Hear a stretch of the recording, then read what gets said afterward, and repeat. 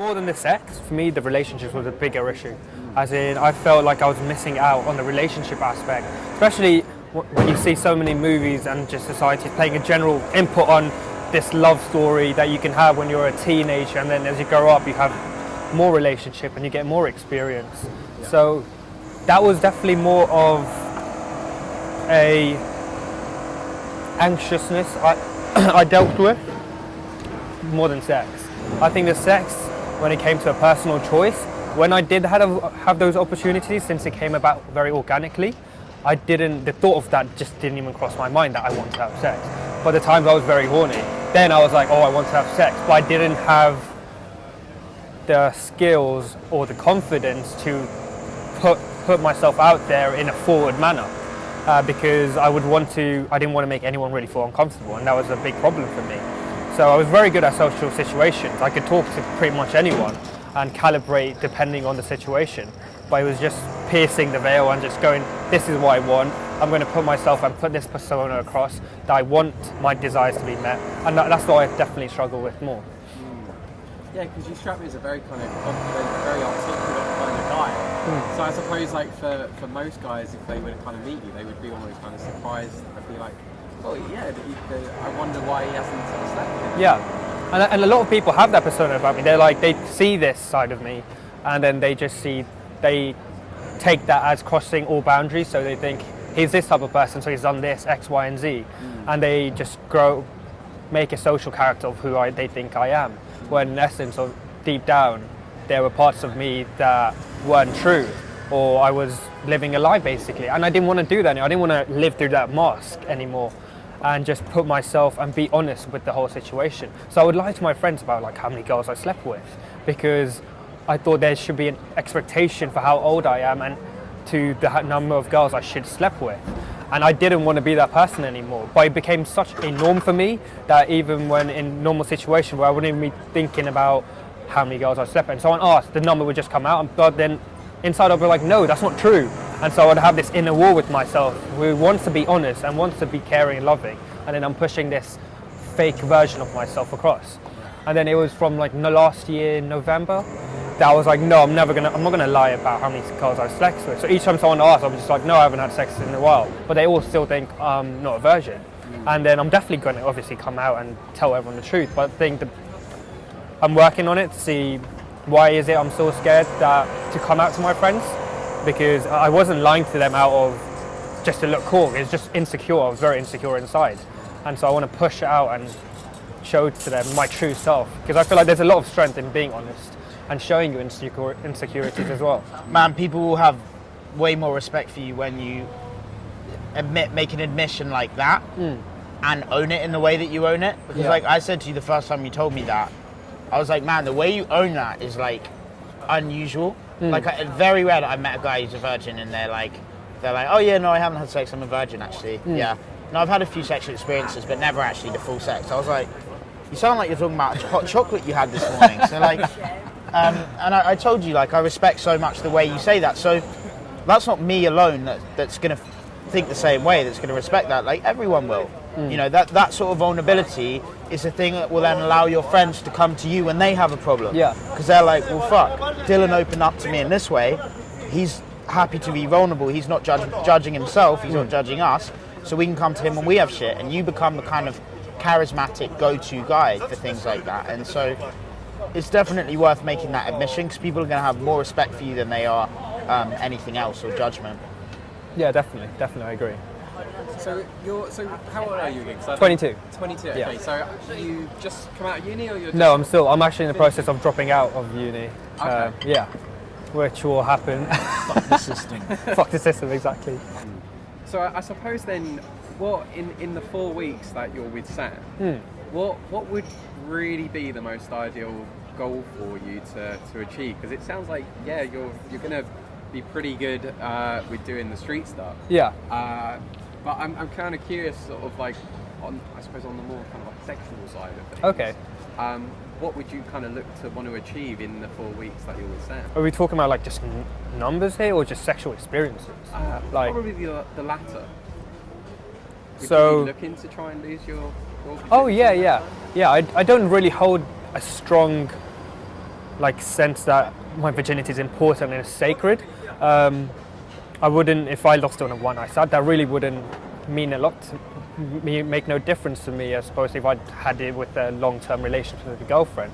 So if that happened, definitely, but for me, it's more to do with the dating side of life. I think that's more of an important aspect for me, to experience the emotions of a girl who likes me just as much as I like her. I think that's, for me, more important than just a sexual act or experience I could gain. For me, that's more of a bonus, because I think if I like someone and they like me back, that's just going to be better off anyway.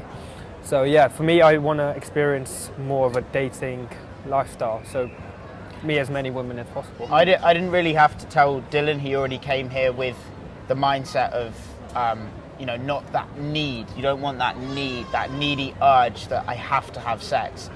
So with you, it was more like, as long as you're making the most of every opportunity you do have with a girl, if you like her, not coming out of the interaction too early because you feel awkward tension, not messing it up for yourself unnecessarily after a certain point. You know, when you understand what you should be doing, as long as you're taking the right action, then I'm happy. And I think you've got the right mindset in terms of not feeling any desperate need to lose your virginity, because that's often the stumbling block that actually stops people from getting it, is that there's this tension they're creating with the woman that makes it just unattractive. So I'm happy with your mindset around that, and then it's just a case of taking what you can control and making the best of every situation you have, definitely, and pushing forward as much as you can. What I was really impressed with in our first session that we worked together was your ability to take information on board and then apply it immediately. Like with all of my clients, that's the most important sign that I see at the start, and it's encouraging that I give you some advice and you go and implement it and try it out. So I'm confident that if you keep doing that and you work on that ability to sustain conflict. By conflict, I don't mean aggressive behavior or argumentativeness. I just mean, if there's an awkward tension, not trying to alleviate it with niceness and pleasantries, but actually dealing with it in the most honest and kind of vulnerable way that you can. I think also I was just thinking of the situation I had when I felt uncomfortable with that little Asian girl. And it was, I thought, because in my head I was just like, oh, she's awkward. And I was going through that process in my head. But I think if I just put that out there saying, I do feel uncomfortable, or I feel nervous right now, but I'm going to push past that. Can you guys elaborate on that particular approach? Yeah, so we were near the entrance to a museum. I'm not quite sure where it was, can't remember. South Kent. South Kent, okay. And South Kensington, that is, for anyone not from London. And then we would just leave. No, sorry, we were going in and I saw her leaving. So I approached her and said hello, and then I could see right off the bat that she was feeling nervous about the situation. So I asked her where she was heading off to, and she was hesitant in replying in a way. Yeah. So then that just made me feel even more nervous, because I could just feel that off her. And then she told me she's going to UCL, and then I was like, oh, you're a smart girl. And then she didn't want to say she's smart, so I could tell that she's not very confident in her abilities or where she's going. And that then made me draw in more uncomfortableness. And then I was just like, okay, I just had no thoughts. I was so much in my head and not grounded in the situation that I was like, okay, I'm just going to let you go then. And then that was it, because I just didn't know what else to do with the situation. I made the awkwardness from her point of view, her nervousness, turn into an awkward situation by me being nervous as well. Yeah. And we talked a little bit about the difference between awkwardness and nervousness. You have two nervous people, and that combined nervous energy creates an awkward situation. You don't have an awkward person. Awkwardness is something that each party has to consent to. Definitely. And I think I told you this on the day, but just moving forward, you will have situations like that again. And I know that they are particularly difficult to address, particularly when you're new to this. But a really easy mindset switch that you can make when you're talking to a girl and she's nervous and you're at risk of falling into that nervous pattern is to put yourself in the mindset of the protector.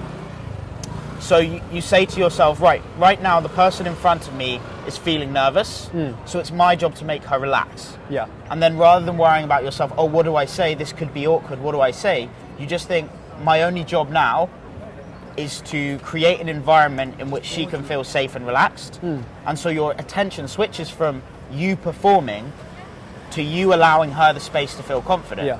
So you can then play yourself down and say, you know, like, sometimes when I talk to someone new, I get really nervous. But, you know, at the moment, I'm trying this thing where I talk to as many people as possible to try and, you know, overcome some of that nervousness. And in that situation, if you say that to a nervous girl, you're giving her that platform to feel confident, because you're telling her, I feel nervous as well, and it's okay to talk about it and not be afraid of it and not allow it to become stagnant, awkward, and unpleasant. Yeah.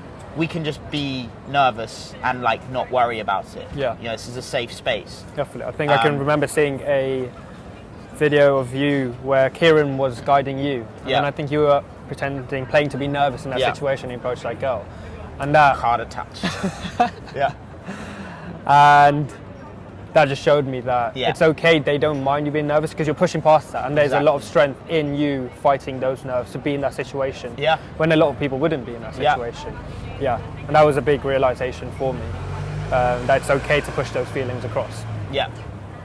And it's not always effective. You know, this is one thing that it's important to express, that you don't have, you know, exciting sexual experiences necessarily by being nervous. Yeah. But let's say you have one interaction where you're honest and vulnerable and the girl's maybe just not interested and she goes away. You will have prepared yourself for the next interaction by putting yourself in an honest and vulnerable state. And when you find confidence through that route, you have a much better energy than if you're pretending to be confident when you're actually feeling nervous. So by embracing and accepting the fact that you're not fully confident in the moment, you actually fall into a confident energy through that process of acceptance, so that the next interaction and the next and the next, you're going to have a much more positive energy going into it. Yeah, cool.